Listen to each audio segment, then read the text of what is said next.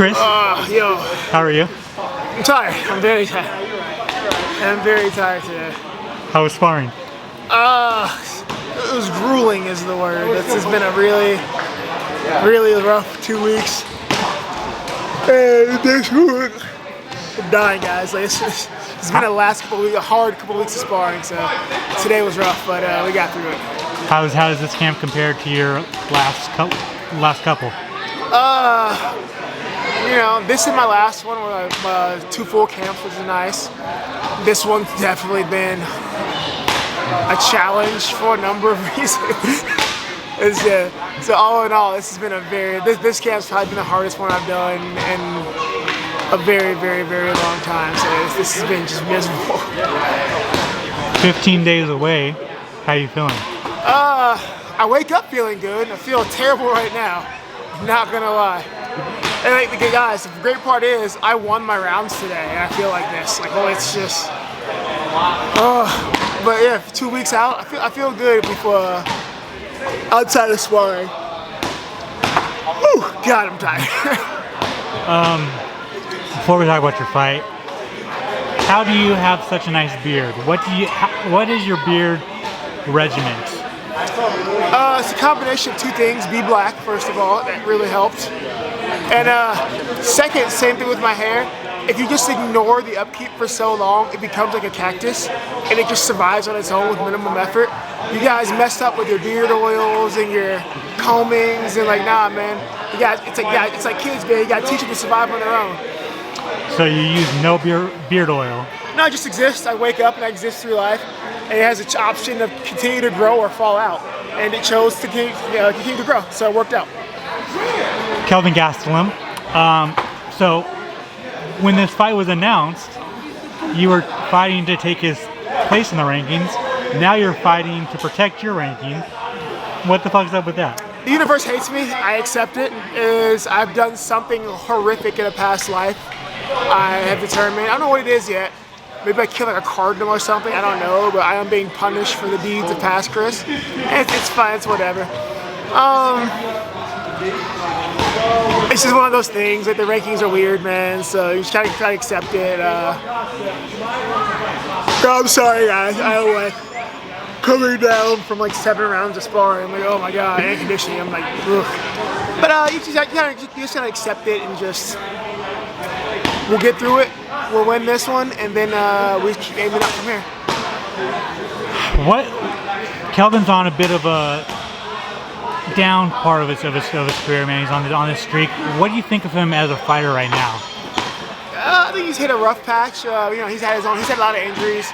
Like, Kelvin gets so much more disrespect than the guy deserves. Dude's given Israel probably one of the hardest fights he's ever had. The dude's a freaking scrapper. Unfortunately, man, the guys in this sport, you do it long enough, you're gonna get some injuries. But I've been lucky where I've kind of stayed together for most of my career.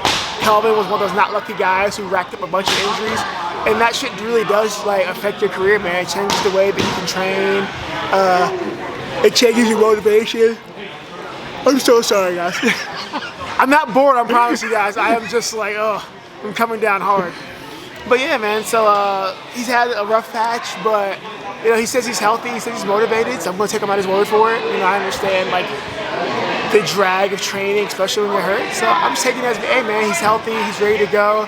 He's gonna come out firing on all cylinders. I gotta be ready for the best Kelvin. And at his best, man, he's a problem for anybody in the division.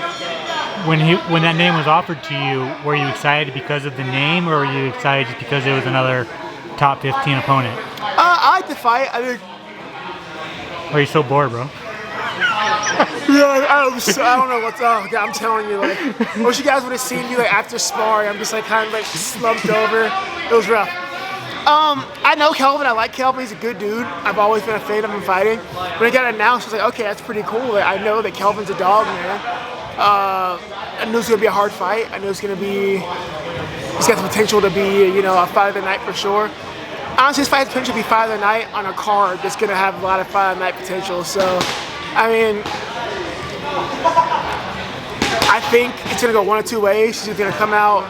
I mean, I'm confident in my wrestling, so I think we can make this fight a night fight. Do you think he's gonna wrestle, or do you think he's gonna fall in love with his hands like he has been his last 17 fights? Oh no, he's back with Cejudo. He's with Cejudo now, right? So like, I imagine they're gonna make him wrestle. Like, hey, you know, it's a really good wrestling gym, really good camp full of wrestlers. I'm imagining he's gonna lean back more into his wrestling. I would love for him to kind of come out and, like, you know, wrestling's fine. I love to have put on a freaking war for the fans. That'd be great. Best case scenario, he comes out, he falls in love with his hands, and we just beat the hell out of each other. Worst case scenario, you know, he comes out, he wants to try to wrestle his way to a victory.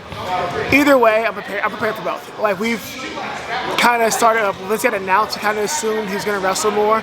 So, you know, we've leaned heavily into the wrestling. I'm as confident as ever that I can stay up, and if he gets me down, I'll get back up, and I can force this into a stand-up fight. Was it as much wrestling as you did as the Rodolfo camp? Yes, it's just as bad. It's even more miserable, and it's just as miserable. It's actually more miserable than Rodolfo, and it's like, oh, god damn it! I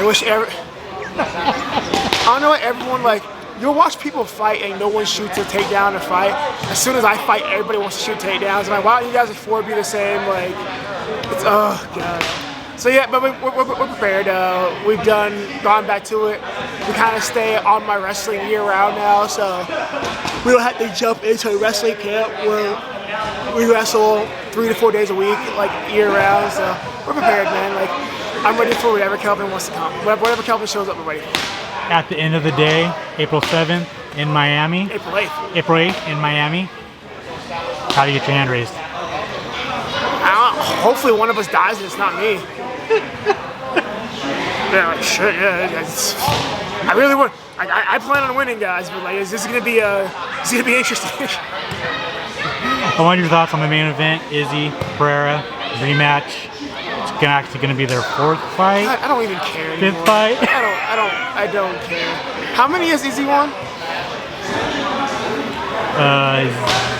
0. Why are we doing this? God, this is I don't care. Do you think Pereira has his number? Probably, dude. I think Izzy's the best. I don't even like Izzy. I think Izzy's the better fighter. But there are times when there's a guy who just has your number. Just style. I think Izzy's the much better fighter. But style-wise, there are times when one guy has your number. You're like, fuck it, just go do something else. Paulo Costa re-signed with the UFC. Are you happy that he resigned? Because that's, you know, possibly a fight that you can get down the line. Paulo Costa's gonna re-sign and not fight. Go back to not fighting anyone. Cool. And then finally, Dricus Du Plessis. You were supposed to fight him. Dricus Du Plessis. Is that a fight that you see on your radar? You'll see soon. You'll see soon. Dricus. And on that note, we're gonna fight for the king of South Africa. We'll see. On that note, it's a mic drop. Chris, thank you so much for your time, man. No problem at all, brother. Make sure to subscribe to the LowKick MMA YouTube channel for all the latest news, event previews, and interviews with some of the biggest stars in MMA.